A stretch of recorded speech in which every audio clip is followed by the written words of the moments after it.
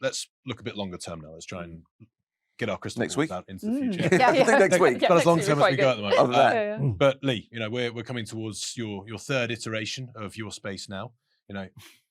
Trying to look ahead with what those themes are and what does it mean? What do you see? Well, I've already hinted at it, really, James. I think where I think the big thematic. I mean, what we've typically done with your space in the 2 iterations thus far is we've sort of had 4 themes or three S's or whatever.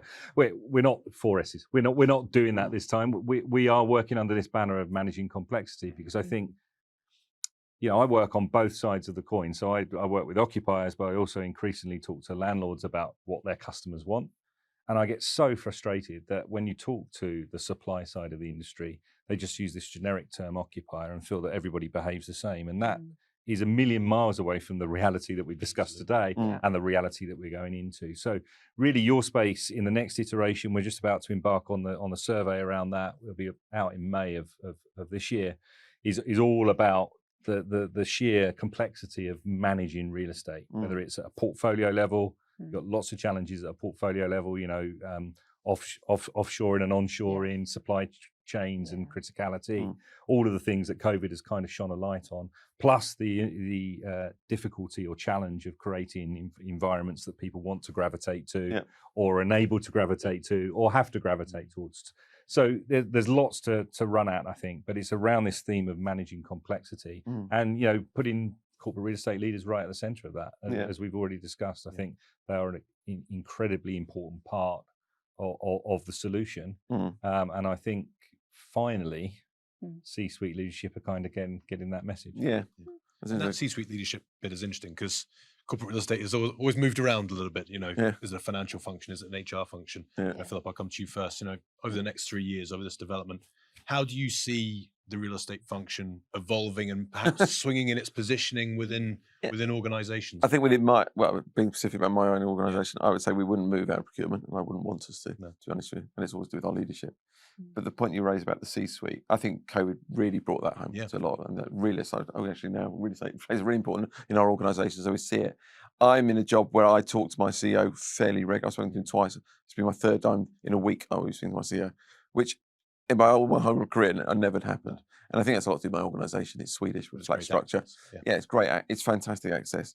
And to me, it's a lot about the education. But and I think that Alison's a very good example of where she was when she started to where you are today, what your levels of responsibility have become. And that's the fact that people are starting to realise how real estate links into so much within the organisation, whereas they didn't before. They just saw it as a building with people in it with a load of desks and a load of people sitting in chairs and a few meeting rooms, and that they didn't realise. And I'm seeing even more so. I mean, my role, I'm not just at the stage of trying to establish myself, trying to make them organised, trying to just focus on literally real estate. I haven't started on FM.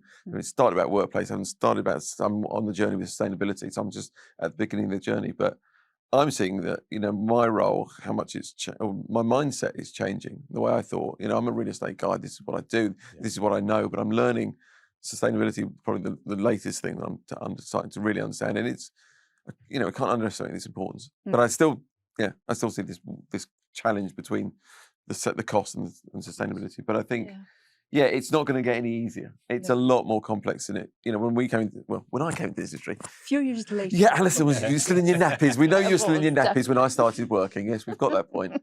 But the point is, it was so simple then. It was really, you did valuations, you did planning, you did transactions, you did whatever you did.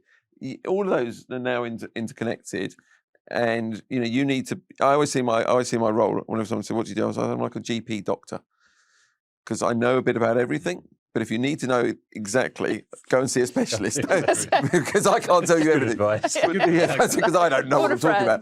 But the point is that we've now become that GP.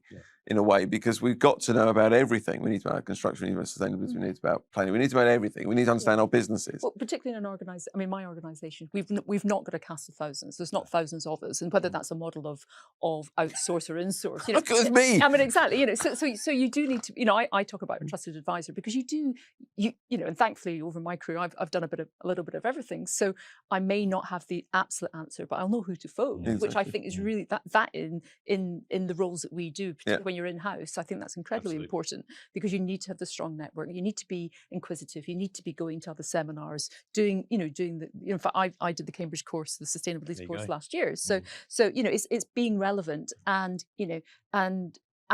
finding out what's out there. And I think it's a real challenge when you're in-house, because you spend all your days speaking internally to people, and it's stakeholder management, etc. So, and understanding the business, what's going on in the business. But you do need to step out, get your toe out, and see what else is going on. And it's really hard, because you spend your day on the phone, or you're meeting people, but so you've got to make that extra bit of effort, and that can be a challenge. That's why I was talking to your grads earlier on, and I said exactly that. Because we're a little isolated, insular world we live in, which is my business, is my colleagues, my peers, and stakeholders, and all those things. But that's why I value so much coming to these kind of events and talking to peers, because you learn. And Alison and I contacted, when I started talking about sustainability, I contacted Alison and said, "Can you help us?" Because I don't know the answers, and I have to rely on my peers and organisations like yourself. And it's the upside, what we do is we get to understand our businesses, and that's why we become the trusted advisor. Because if you don't understand your business, you can't be an advisor. So because there's no point giving advice. It's just irrelevant. Irrelevant, exactly. Because they're just going to laugh at you. When I first joined, the first thing is, well, yes, that's very good, Philip, but you don't understand our business. And it was right. They were right. 6 months later, it's not a complex industry. I'm smart enough to understand what we do. But then you become, and I remember I had a job when I was so I started corporate real estate out in St Albans, and I felt completely isolated, because I was in the shared service centres with a load of accountants and a load of other people, and there was no one to bounce. I was on my own, and no one to bounce the ideas off. And it was really isolating. And I really used to just go into town to see people, to talk. So what we do, exactly that. I mean, and I think it's your role. I was just again saying to when you've got a client, is to really understand the challenges they face, but try and understand as best you can their business. Because what your role is, you're one removed. Absolutely. We are sitting there in the business, talking with our stakeholders. You are not. But the value you can bring is all that information that we don't have at hand. All the stuff that's going on in sustainability, all the stuff that's going on elsewhere, all the stuff, amazing stuff that Lee produces is fantastic. And I think it's fantastic. Oh, sorry, but also just for the consultants to join the dots. Absolutely. I've just met this person. They've just done this project. Can I take you along and see it? Because it's much. We don't get out very much. It's normally happy to share as well. And that's it. And you'd be amazed what can be shared. And it doesn't have to be all the trade secrets. But I think that connectivity between people going, and if you think, the last 2-3 years, we haven't spoken to people, we haven't been to sites, all those sort of building tours, and some are actually what we have is we're fine, we're good, we're still relevant. Others are like, oh my god, that's amazing, I'd love to do a little bit of that, and I've been somewhere else. So it's everybody sort of picks and chooses from other places, and that's what it has to be. It sounds to me like corporate real estate functions of the future, they're going to have a breadth of sufficient knowledge. They're going to have access to best practice and subject matter experts that they can call on. And we're going to have to share that best practice a lot more than we've probably done as an industry, occupier and supply side. Actually, I mean, I think the supply side have been very cosseted around the information and knowledge that they generally have. That's changing. That is though, changing, to be honest. and I think that's quite an area of optimism. And I think the other obvious key skill, other than depth of knowledge of your own business, is the stakeholder management piece. I don't think that's going away anytime soon. But the role has evolved, and the skill set required has evolved as well. I mean, as you say, if you take it back to the very traditional facilities management to what a real estate function is now, we're learning about sustainability. We're probably a bit more financial acumen than maybe people had a few years ago. What are the other skill sets that you think are going to grow into these roles in the future? I mean, there's a lot about people management. There's a lot about so much more linking with HR. What are the next skill sets going to be that we see the CRE function needing to have to stay relevant in the business? To your point, Philip, when you're speaking to these key stakeholders.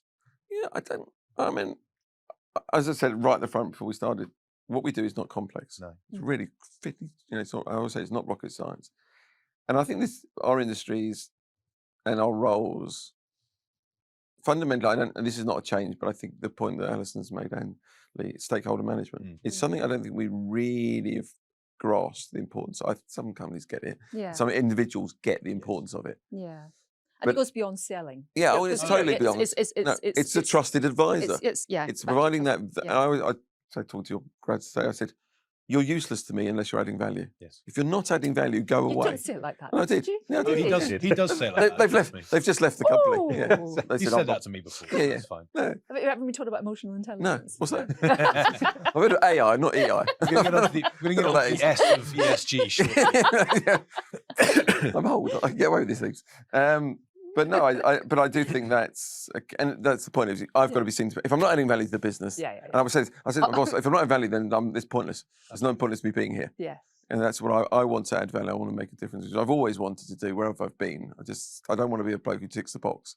I don't think any of us do. No. You know, we're not doing those roles just so we can get paid. You know, some of us get paid well, some of us don't. But the point is, we're doing it because we want to make a difference. And I think that's not changing. I think so. Yeah. We don't. I honestly, if I had a crystal ball, I'd tell you, but I don't. And I honestly, you get these little tweaks in what you do, you know. But fundamentally, I'm not doing much different to when I first started. No.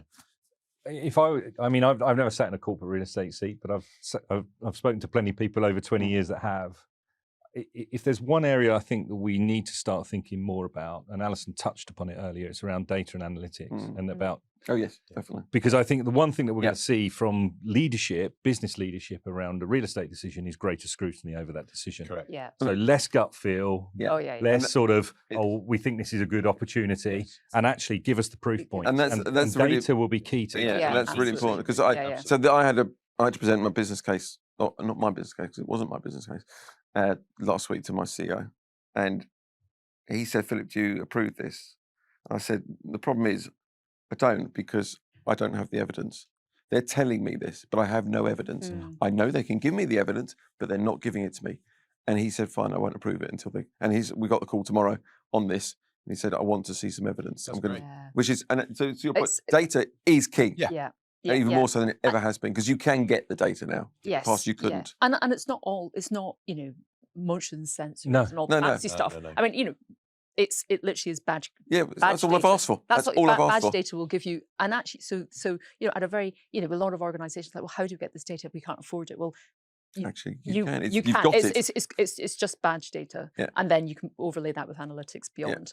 But if the harder conversations always go better if you've got a bit of data behind you. But the problem is that in a decentralized organization that I work in, as you do, we don't control the data.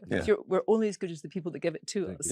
So that in itself is a real challenge. But I think the point is, going back to greater scrutiny, because as I said to you in the past, the way we did our business case is what you pay today and what you pay tomorrow. So, and it was like, if you're paying less, that's fine. Not looking over the term and not doing any form of due diligence. It was literally, we're moving to this building, it's going to cost us this, paying that today, and it's going to cost that tomorrow. Is that fine? Do you approve? Yeah. Well, how do you know you've got the best deal? How do you know you need that amount of space? How do you know the amount of people that you're coming into the office with what you're telling me? You're making all these assumptions with no evidence to prove to me. And that's what I'm trying to bring to the organisation. Do your due diligence, because you're not doing it. Yeah, and also, in many locations, it's the environmental risk. Weather, flooding. And it's not just the traditional seismic risks or anything else. Because again, going back to science-based targets, they want to understand that you've gone through all the risks. That and that your TCFD plans and all that kind of stuff is based on data, is based on you actually going through each building and knowing what the challenges are for that building in that particular location, whether it's water scarcity or anything else in between, and that you adapt how you run that building. So it can be wrapped in different ways, but the reality is we need to know more about our buildings. We need to know how we run our buildings, how the landlord operates the buildings, and what are the people doing in the buildings. That's going to lead me to one final question. Actually, you mentioned landlords. I think it's the first time they've come up in this conversation. Evil.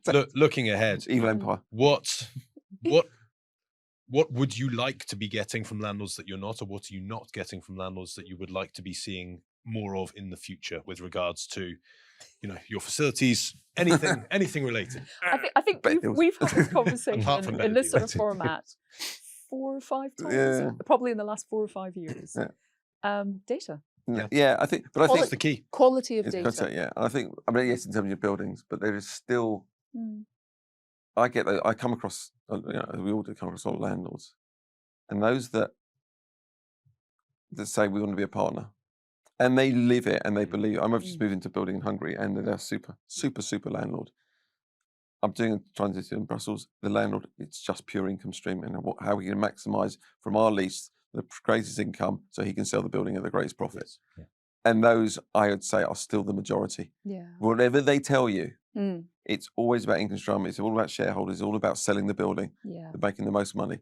And I don't want to do business with those kind of guys. I want to do business with those guys, landlords, who care about us long term and put in the structures and the leases and the building. The green leases. The green leases, all the stuff. Listen, I think that's all we've got time for today. So, Alison, Philip, Lee, thank you very much. And I hope you've enjoyed that. I have. And look forward to doing it again. Yeah, Thank you very much. Thank you. Thank you. You're welcome.